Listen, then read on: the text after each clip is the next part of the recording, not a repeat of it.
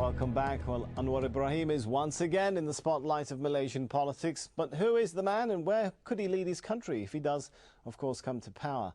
Well, Anwar Ibrahim is not a new face in the Malaysian political arena. In the 90s, he served as Deputy Prime Minister. Early in his career, he was a protege of the Prime Minister, Mahathir Mohamad, but he then emerged as the most prominent critic of Mahathir's administration. Well, at the end of the 90s, he was sent to prison for corruption and a year later for alleged homosexual acts. Malaysia's highest courts, though, later reversed the second conviction and Anwar was released.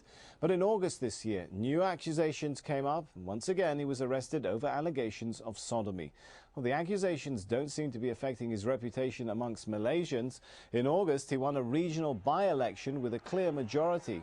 He's returned to Parliament as leader of the Malaysian opposition. We have received firm commitments from members of Parliament in excess of the number required to form a new government. Still joined by our guest once again in Kuala Lumpur, Azmi Sharom. Also in Kuala Lumpur, Tricia Yeo, and in London, Wan Saiful Wan Jan. Thank you all for joining us. Let's start once again, Mr. Wan. What can he offer to the country, particularly when it comes to economics, the economic considerations that Malaysians have? Talking about the leader of the opposition here, I should point out. I think that this is an interesting time. Anwar has been promising that he can take over the running of the government of Malaysia for quite a while now, and he missed his own deadline, the 16th of September. In terms of what he can offer, I think the best thing that he can offer now is, after 50 years of an increasingly powerful, centralized Malaysian government, he can offer a more limited, a more rational, if you like, way for the federal government to operate. I think he should try to limit what the federal government can do and give more power back to the people, back to the states, for example, to run themselves. And maybe increase the level of international trade that Malaysia is doing. I think there's going to be a lot of challenges, especially with the world economy going down at the moment. There'll be a lot of people looking at him in terms of what he can offer. He will be facing a lot of challenges.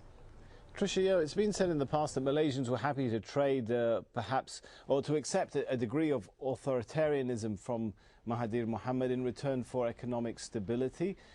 Is that situation gone now? Has that scenario, has Malaysian politics really changed beyond that sort of stage?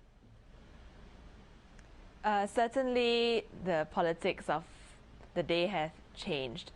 Although with Mahathir came a lot of economic stability, we have to note as well that in his 20-odd years of administration, many of the other pillars of society were also crumbling as a result.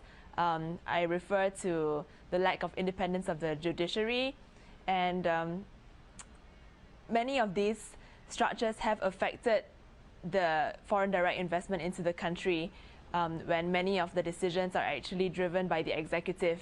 So going back to the economics, I think one of the things that Anwar will need to provide for is to ensure a system of transparency and accountability, returning the independence of the judiciary. And finally, he's talked a lot about removing the race-based affirmative action policy called very loosely the NEP, or the New Economic Policy. Anwar has introduced what he calls himself the Malaysian Economic Agenda. And although this MEA is not fully fleshed out, what he's trying to look at is a more needs-based or meritocratic economic policy for the country. And if these are some of the things that foreign investors are leaning more kindly towards, then perhaps it will improve foreign trade and investment into the country, provided, of course, it can be implemented in a proper way. Azmi Sharom, what's the possibility of there being, I guess you could call a Malay backlash against all this talk of de-ethnically or changing the ethnic setup of both Malaysia's politics and economics? The possibility is always there because it's easy to rile people up, especially when the mainstream media is in your pocket. I think the challenge would be to try to convince the Malay populace that any changes in the future is for the benefit of everyone, of all Malaysians, and not to the detriment of the poor, for example. I think that's going to be the biggest challenge that Anwar and his people will have. All right, Trisha, I could see you nodding your head there. I wanted to bring the question to you. Does the opposition really have that sort of mandate of support? Are they united in anything other than removing the ruling front from power with all the apparent diverse groups supporting them?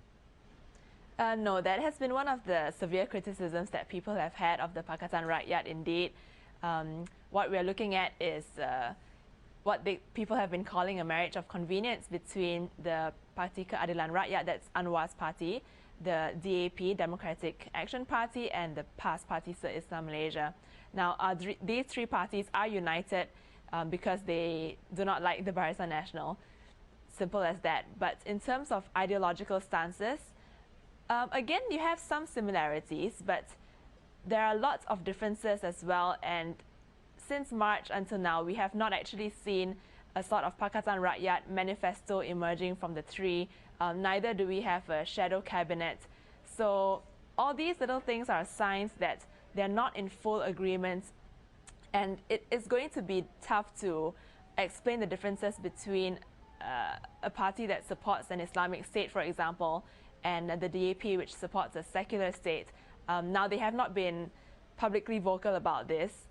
Perhaps this is to their advantage. But again, going back to the question of race and religion, there really is no choice about coming up with a response that will satisfy the public if they do want to talk about forming a formidable federal government at some point in the future, and how their stances are going to be different from the Barisan Nasional stance, for example. I think these are very important elements needed to be ironed out. With so many important elements that need to be ironed out, Mr. Wan in London, the question, will some of these concerns, you raised it, Trisha has raised it, about the opposition not being ready to take over power, is that going to perhaps push Malaysians into voting UMNO and the ruling coalition back into office simply out of fear of the abilities or capabilities of the alternative?